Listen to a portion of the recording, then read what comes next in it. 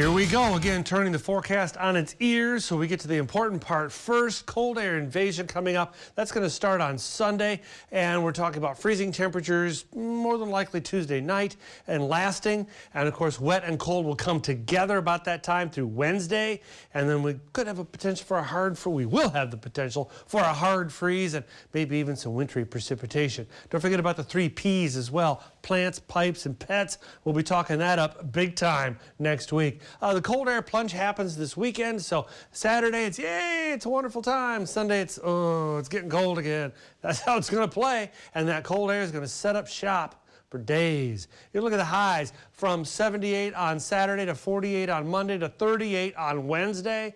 That cold air is just going to continue to slide on down into the valley from the north. It's probably going to be one of those thin layers of really cold air that will be fairly thin. So we're going to see how that plays. That raises havoc with the forecast data. The forecast models do not like that thin layer of cold air that slips in way far south down toward here, but we deal with it as best we can. Here you see 30 forecast overnight low Tuesday, 28 Wednesday. There you can see Tuesday morning across the valley, mid-30s out west, 40 lower valley, 38 Harlingen. But by Tuesday night, more cold air has slipped on in. So, yeah, now we're looking at 30, 31, 32 degrees. That's freezing. And then that lasts all night into Wednesday morning. So that right there is 12 hours of freezing or below freezing temperatures, which would basically put us up with a hard freeze. And Wednesday morning, it's going to take some time to shrug that off, even getting into the mid to upper 30s by afternoon on Wednesday. So we've got the cold coming in, all right? We've addressed that. Now let's address the second half, and that is the wet. Because once the cold slides in, then the wet's going to slosh back in the atmosphere. The moist air is going to slosh back over that cold, giving us colder but drizzly and cloudy weather. You know, the nasty stuff. That's going to be there for Monday night to Tuesday morning and Tuesday afternoon. Note your clock up there. But then heading into Tuesday evening to Wednesday, that overnight that's going to be real cold. If there's any drizzle out there, it'll become freezing drizzle. That's where the drizzle falls as liquid, but then once it hits like an automobile, a shed, a power line, it freezes. Boom.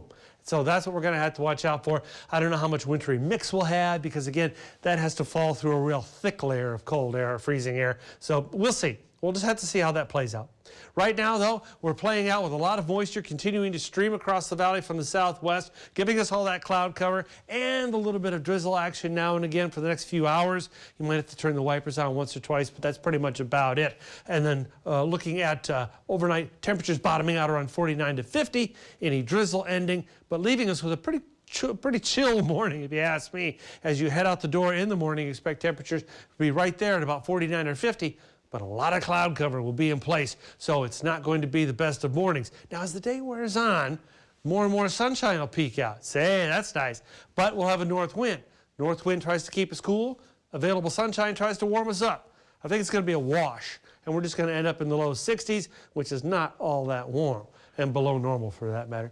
And taking a look at conditions across the valley for tomorrow, upper 60s upper valley, lower 60s lower valley. That works out, doesn't it? But the north wind, I think, is going to pretty much win, or as I said, a draw, but it'd be nice if it'd break out a little faster, so I guess I'd have to put the north wind winning tomorrow. And then you see Friday and Saturday, we get back to a southeast wind. Yeah, now we're talking. Now we're getting into some great weather before, yep, winter visits Sunday. That's a look at it from here.